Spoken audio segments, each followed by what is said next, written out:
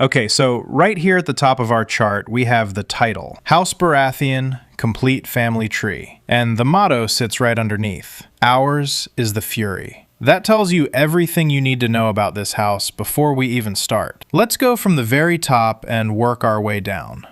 So the chart begins with this purple card right here at the top. That's Lord Aerion Targaryen, Lord of Dragonstone, House Targaryen. Now, why is a Targaryen at the top of a Baratheon family tree? Good question. Because the whole story of House Baratheon begins with an illegitimate child. Lord Aerion allegedly fathered a son outside of marriage. And that son, that bastard son, is the man who actually started House Baratheon. You can see the line going straight down from Aerion, and the label on it says, Sired, illegitimate. That one line is the entire reason this house exists. Now, look at Generation 1. On the left is 𝗖cie Baratheon, and he's labeled right there as founder. Big, black-haired, strong. He was Aegon the Conqueror's best friend and alleged half-brother. And Aegon trusted him completely.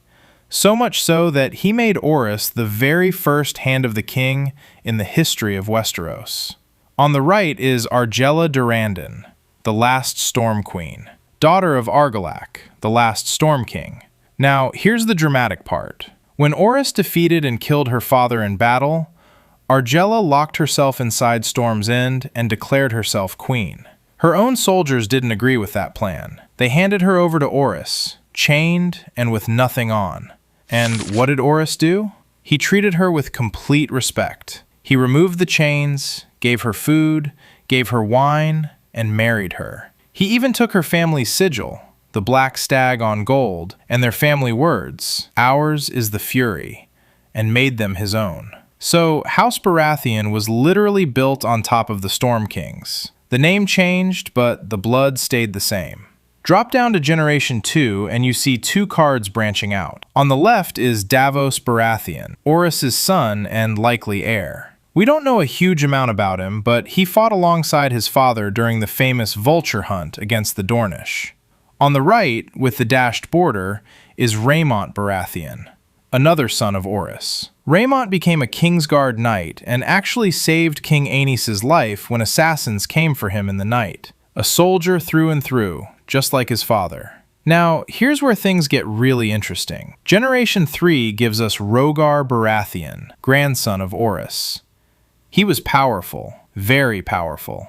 When the cruel King Maegor was terrorizing the realm, Rhaegar sheltered Queen Alyssa Velaryon and her children in Storm's End, keeping them safe. When the time was right, he declared for young Prince Jaehaerys and helped put him on the throne. As a reward, he was made Hand of the King.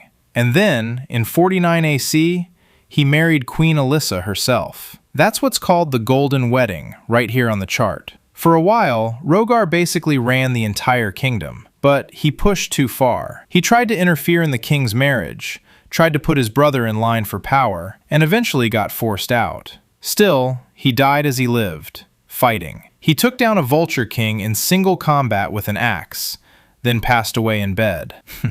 Classic Baratheon exit. Rhaegar and Alyssa had two important children. Bormund on the left. He became Lord of Storm's End after his father, and was a solid, reliable defender of the Stormlands. On the right is Jocelyn Baratheon, and Jocelyn matters a lot.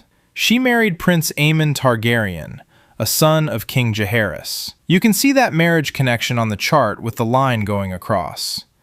Their daughter is Princess Rhaenys Targaryen, known as the Queen Who Never Was. Bormund's son was Lord Boros Baratheon. He lived during the Dance of the Dragons, the Targaryen Civil War, and he sided with the Greens. He marched his army to King's Landing, made a few political moves, but then got killed in the Battle of the King's Road. He left behind 4 daughters, and they're all on the chart, spread out in a row. The family called them the 4 Storms: Cassandra, Maris, Ellen, and Floris. Cassandra got caught up in a conspiracy against the king. Maris was sent to the Silent Sisters.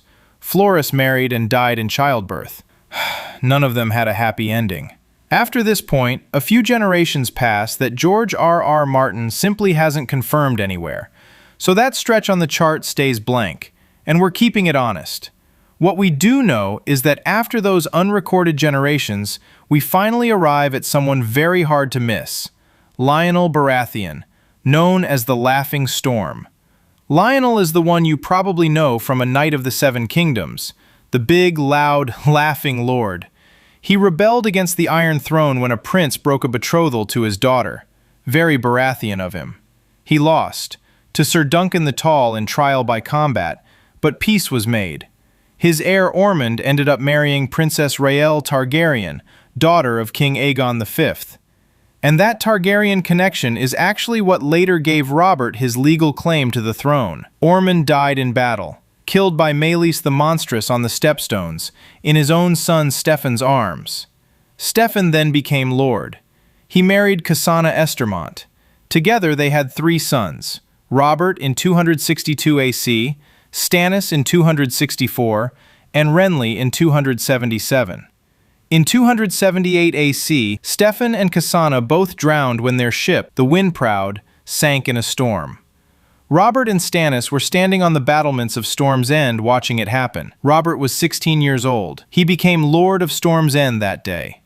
And here they are at the bottom of the main line. 3 brothers. 3 very different men. Robert became King of Westeros after his rebellion against the Mad King. He killed Prince Rhaegar at the Battle of the Trident. He took the Iron Throne. He also fathered around 16 bastards. The chart shows 4 of them: Gendry, Edric Storm, Bella, and Maya Stone. Robert married Cersei Lannister, but that marriage was a disaster. Cersei's children, Joffrey, Myrcella, and Tommen, were blonde, not black-haired. Because they weren't Robert's. That was the clue Eddard Stark discovered. Stannis got Dragonstone, grim, rigid, absolutely convinced he was right about everything. He declared himself king after Robert died. He had 1 daughter, Shireen, who survived grayscale but was left with scars. She's one of the last true Baratheons. Renly got Storm's End, charming, popular, loved by everyone. He also declared himself king and married Margaery Tyrell to lock in the support of the Reach. Then Stannis had him assassinated through shadow magic. And with Renly gone, that branch ended completely. So that's the full picture. From a Targaryen bastard in Generation 0, all the way down to Robert, Stannis, and Renly, and their children in the final generation. House Baratheon was never the oldest house, never the richest, but it produced some of the most memorable, loud, stubborn, dramatic people in all of Westeros. And honestly, that tracks perfectly with their words. Ours is the fury.